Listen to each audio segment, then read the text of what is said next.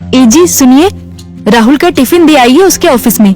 राहुल की माँ बोली, क्या राहुल आज साथ में टिफिन लेकर नहीं गया? आज उसके ऑफिस में मीटिंग थी बॉस के साथ सवेरे सवेरे, इसलिए बिना टिफिन के ही वो चला गया। ठीक है, मैं दे आता हूँ। राहुल के पिता तैयार होने के लिए कमरे में चले गए। एक दिन पहले, माँ, मेरे दोस्त के पिताजी भी टीचर थे। उन्होंने देखो कैसे आलीशान बंगला खरीदा है। नहीं तो मेरे पापा, हम आज भी इस किराए के मकान में रहते हैं। राहुल गुस्से से बोला। राहुल, तुम्हें पता नहीं शायद, पर तुम्हारे पापा घर में सबसे बड़े थे, इसलिए 2 बहन और 2 भाइयों की शादी उन्हें ही करनी थी, और साथ में तुम्हारी पढ़ाई का खर्चा, और तुम्हारी बड़ी बहन की शादी भी तो थी। किसने किया ये सब? क्या फायदा इन सब का? उनके भाई बहन अब बंगले में रहते हैं। कभी उन्होंने सोचा है कि अपना भाई किराए के मकान में रहता है तो उसके लिए एक छोटा सा घर खरीद के दे दे? ये सुनकर माँ की आंखों में आंसू आ गए। उन्हें समझ नहीं आ रहा था कि जन्म दिया बेटा अपने बाप के बारे में ऐसी बातें कर रहा है। फिर माँ बोली, तुम्हारे पिता ने अपना कर्तव्य निभाया, अपने भाई बहनों से कभी किसी चीज की उम्मीद नहीं की। राहुल पागलों जैसा बोल रहा था। अच्छा वो ठीक है, पर पिताजी लड़कों की ट्यूशन लेते थे। उनसे अगर फीस लेते तो आज पिताजी पैसों की गद्दी पर सोते। आजकल के क्लास वाले देखो कैसे इंपोर्टेड गाड़ियों में घूमते हैं। लेकिन तुम्हारे पिता के कुछ उसूल थे, ज्ञान बांटने के, पैसे नहीं लेने के, इसलिए तो उन्हें ढेर सारे पुरस्कार भी मिले। पता भी है तुम्हें? ये सुनते ही राहुल जोर से चिल्लाया, क्या फायदा इन पुरस्कारों का? क्या उनसे हमारा मकान बनेगा? पड़े हैं धूल खाते उस कबाड़ खाने में, कोई नहीं पूछता है उनको। तभी दरवाजे की बेल बजती है। पिताजी ने अपनी बातें तो सुन नहीं ली ना। इस डर से राहुल का चेहरा उतर गया, लेकिन पिताजी किसी से बात किए बिना ही अपने कमरे में चले गए। ये था कल का झगड़ा, और आज मोहनलाल ने साइकिल को टिफिन लगाया और कड़ी धूप में राहुल के ऑफिस पहुंच गए। कड़ी धूप होने के कारण वो थक गए थे।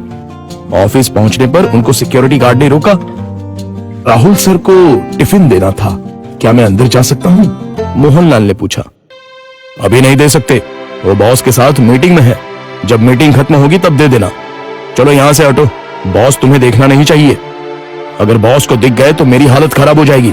चलो जाओ उधर, गार्ड बोला। मोहनलाल कुछ ही दूरी पर धूप में खड़े रहे।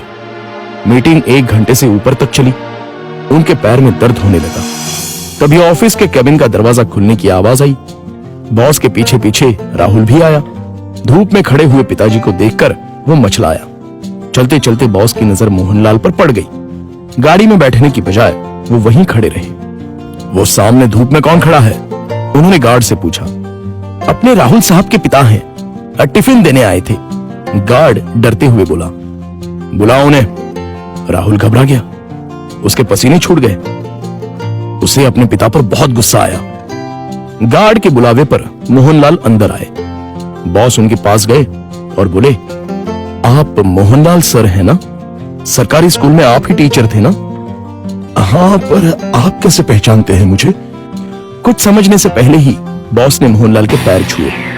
राहुल और सब लोग ये देखकर हक्का बक्का रह गए। सर, मैं विजय, आपका स्टूडेंट था। आप मुझे पढ़ाने के लिए घर आते थे। हाँ, याद आया। बाप रे, तुम तो बहुत ही बड़े हो गए हो।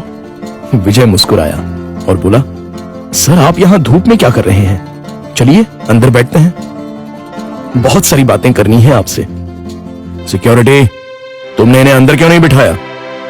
सिक्योरिटी ने शर्म के मारे गर्दन नीचे कर दी और बोला, सॉरी सर, गलती हो गई। इस पर मोहनलाल बोले, इसमें इसकी कोई गलती नहीं है, आपको डिस्टर्ब ना हो इसलिए मैं ही बाहर खड़ा हुआ था। ओके। विजय ने मोहनलाल का हाथ थामा और उनको अपने केबिन ले गया।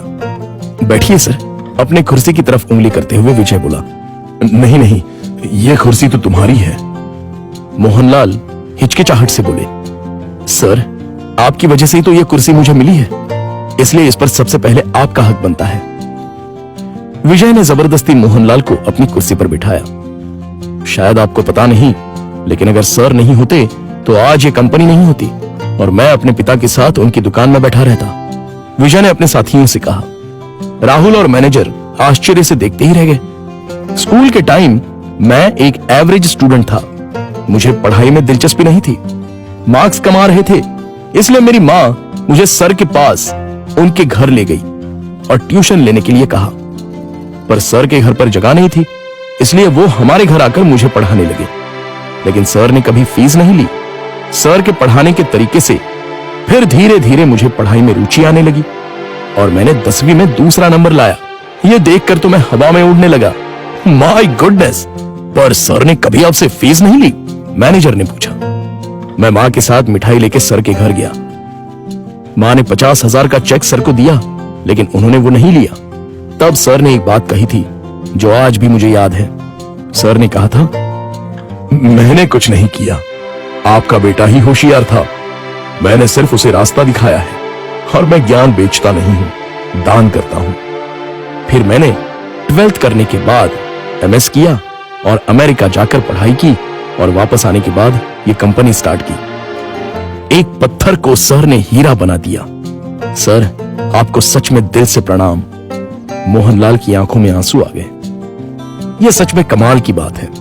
बाहर दुनिया में पढ़ाई का बाजार चल रहा है और इन्होंने बिना फीस लिए पढ़ाया। मान गए सर आपको। ऐसे लोग उसूल के पक्के होते हैं। इन्हें पैसों की और पुरस्कार की भी चाह नहीं थी। इन्हें तो बस अपने स्टूडेंट का भला हो, यही दिन रात सोचते थे। सही कहा सर आपने।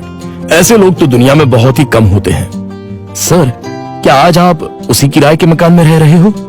मोहनलाल की जगह राहुल ने ही जवाब दिया। हाँ सर, उसी किराए के मकान में रहते हैं। आज मैं अपने सर को गुरु दक्षिणा दूंगा। इस शहर में मेरे कुछ फ्लैट्स हैं, उसमें से एक फ्लैट मैं आपके नाम कर रहा हूं। विजय ने कहा। क्या? मोहनलाल और राहुल एक ही साथ बोले। इतनी बड़ी गुरु दक्षिणा मुझे नहीं चाहिए। मोहनलाल बोले, सर प्लीज ना मत कहिए।